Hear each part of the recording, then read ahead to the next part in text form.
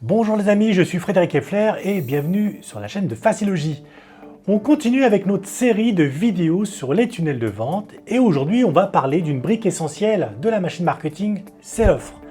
Si vous n'avez pas encore vu les précédentes vidéos, bien sûr prenez un peu de temps pour y jeter un œil parce qu'on va entrer tout de suite dans le vif du sujet.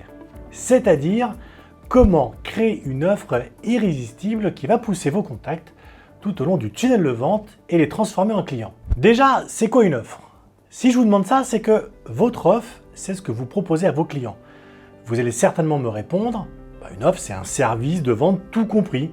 On a un accompagnement pour la vente et l'achat. Eh bien non. L'offre, ce n'est pas le service qu'on vend. C'est souvent l'erreur que font les gens.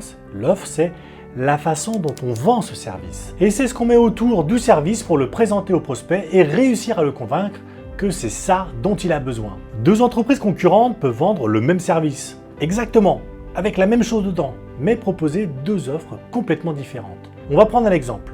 Vous essayez deux restaurants, tous les deux font des burgers, le service rendu, il est simple, c'est un burger avec un steak dedans, une portion de frites qu'on mange sur place. Dans le premier resto, vous êtes assis sur des chaises en plastoc, devant une table dégueulasse, on vous sert un burger minuscule avec des frites ramollies que le serveur vous balance presque à la figure. À la fin, vous payez vos 20 € et on vous jette dehors. Dans le deuxième resto, il y a une table plus propre, bien mise, avec des chaises confortables, le serveur est plutôt sympa et on vous sert un gros burger juteux avec plein de frites croquantes. Et on vous offre le café. Vous payez vos 20 balles pour le coup et on vous remercie avec de grands sourires. Bon, je pense que là, vous avez compris où je voulais vous emmener. On peut donc proposer le même service que les concurrents, mais l'encadrer dans une offre complètement différente. Et la qualité de l'offre va changer la vision qu'on a d'un même service. Maintenant, imaginez que vos prospects, eux, ils ont le même problème que vous quand vous hésitez entre les deux restos. Ils savent que toutes les agences ou les réseaux proposent le même service, mais ils ignorent quelle offre on va leur proposer. Voilà pourquoi l'offre, elle est super importante. Parce qu'elle reflète qui vous êtes et ce que vous proposez, parce qu'elle vous rend unique sur votre marché. Sur des agences qui proposent exactement le même service, la même chose, un accompagnement pour vendre, on s'attend à ce que les prospects s'intéressent au seul élément de comparaison, et c'est le prix. Ils vont chercher à payer moins cher possible le même service, et jusqu'à là c'est plutôt normal. Mais si vous vendez l'accompagnement, plus l'expertise, plus le conseil, plus la bonne humeur, alors vous allez construire une offre qui vaut plus cher que le service de base parce qu'elle a plus de valeur. Et c'est ça qu'il faut bien comprendre. Le service en soi, il a peu de valeur parce qu'il est commun à toutes les enseignes immobilières. La valeur, elle est dans l'offre. Elle est dans ce que vous apportez de nouveau, de différent aux gens. Mais attention, l'offre, ce n'est pas non plus qui vous êtes. Vous en tant que conseiller immobilier, vous en tant qu'agence ou réseau. L'offre ne doit pas s'appuyer sur l'enseigne. C'est ce que font les franchises, mais il n'y a pas de valeur ajoutée dans le fait de dire on est Guy Hockey, La Forêt, etc. C'est un levier de confiance, c'est vrai. On sait combien d'ailleurs c'est important la confiance, mais ça n'est pas une offre. C'est pareil d'ailleurs pour l'expérience. Je vois tous les jours des messages marketing à base de on est là depuis 30 ans, on a l'expérience du marché local, on a vendu plein de biens, blabla. Bref, ça non plus, ça n'est pas une offre. C'est certes une façon de développer la notoriété et de créer de la confiance, mais ça ne vend rien. Entre nous, votre prospect, il n'y en a rien à faire que votre agence existe depuis 30 ans, que vous connaissez le marché de votre poche, et en plus que vous habitez au coin de la rue. Et le must, c'est que vous avez vendu 17 000 maisons. Non. Lui, tout ce qui va l'intéresser, c'est comment vous allez vendre sa maison à lui, dans quelles conditions et à quel prix. Ce qui l'intéresse, c'est est-ce que votre offre répond à ses besoins? Est-ce qu'elle lève ses contraintes? Est-ce qu'elle va l'aider à réaliser son projet? Bref, comment vous allez résoudre son problème?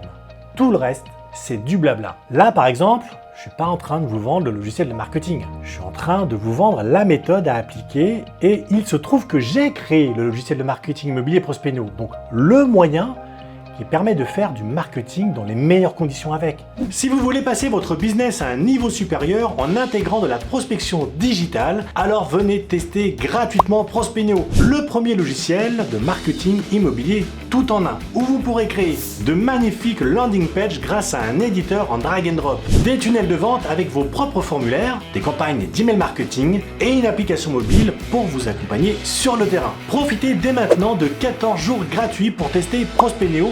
Je vous mets le lien juste en dessous dans la description. Ça, c'est mon offre.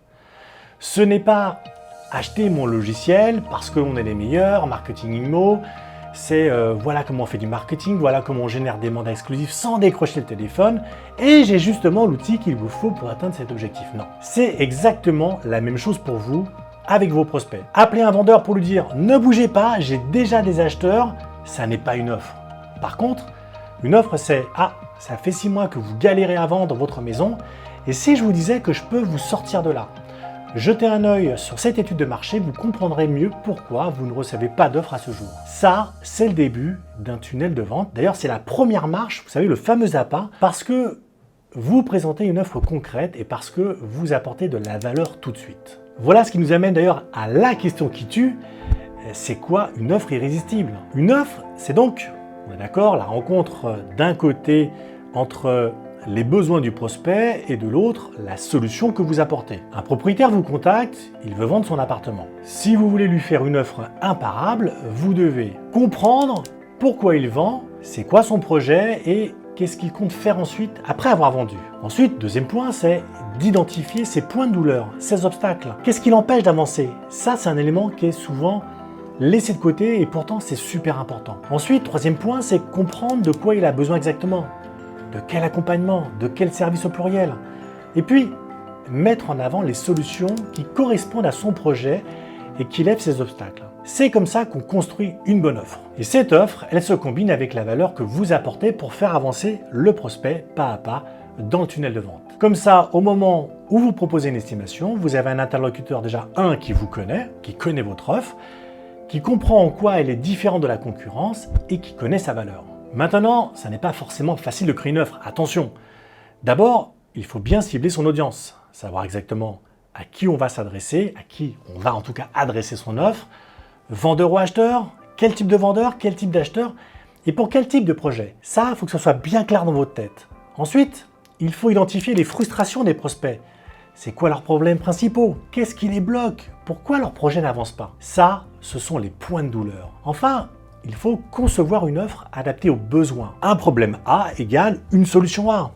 Deux problèmes A plus B égale un ensemble de solutions A plus B. Parce qu'au final, le prospect doit se dire « Ah, c'est pile poil cette offre dont j'ai besoin pour vendre mon bien ». Et ne commettez surtout pas l'erreur que font beaucoup de conseillers immobiliers, c'est de penser à la place des autres. « Ah, j'ai créé une offre, je pense que ça va cartonner ». Il doit, au bout du compte, avoir l'impression que cette offre a été faite spécialement pour lui et qu'elle est personnalisée. Mais faites-la aussi simple à comprendre que possible. Allez à l'essentiel.